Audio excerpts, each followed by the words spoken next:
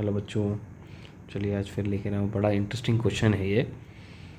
इसमें इस क्वेश्चन को करने के बाद आपको जो कूलम्ब फोर्स है और जो आपका गॉस लॉ है और इलेक्ट्रोमैग्नेटिक वेव्स के बारे में बहुत ज़्यादा क्लियर होगी। बहुत ज़्यादा आपको क्लियर होगा इस बारे में कि एक्चुअल कैसे दो चार्ज एक दूसरे को इंटरेक्ट करते हैं।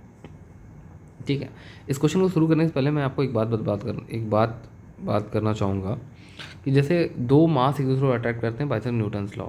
Okay, Newton law of gravitation. दो चार्ज एक दूसरे को अट्रैक्ट करते हैं बाय द कूलम्ब्स लॉ। ठीक है, बट दो मास एक दूसरे को अट्रैक्ट ही क्यों करते हैं, दो चार्ज एक दूसरे को अट्रैक्ट ही क्यों करते हैं, ये बड़ा क्वेश्चन था। ठीक है, तो जब टाइम न्यूटन थे और कूलम्ब थे, उन्होंने इस बात में बहुत ज़्यादा बात नहीं की, उन्होंने जस्ट मान ली। लेकिन अभी प्रेजेंट एरा में इस पर बहुत सारा बातें की गई और बहुत सारा नए डिस्कवरीज की गई।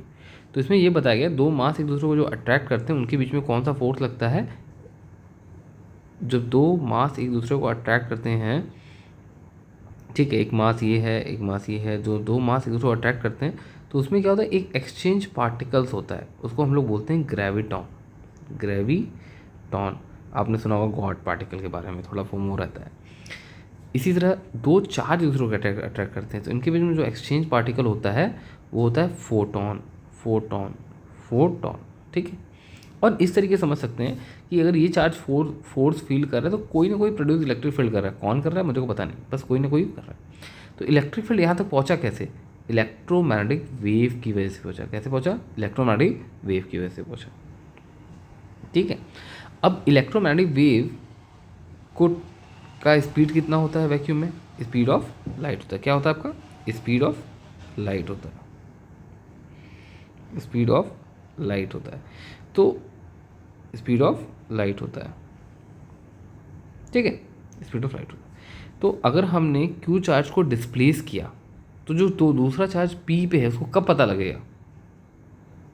लगेगा? ये आपके डिस्टेंस पे डिपेंड करेगा। तो इसका जो टाइम होगा, वो जो टाइम लगेगा वो क्या होगा? आपका डिस्टेंस कितना है? OP बाई सी। इतने टाइम बाद पता लगेगा, क्योंकि जब आप यहाँ से जब आप इस क्यू को डिस्प्लेस करोगे तो आपका फील्ड भी डिस्प्लेस होगा। तब ये इतने टाइम के बाद यहाँ पे इन्फॉर्मेशन नहीं पहुँची कि भाई वो चार्ज डिस्प्लेस हो गया है, अब फोर्स बदल जाएगा इस पर। ठीक है, समझा? इंटरेस्टिंग। चलिए, थैंक यू।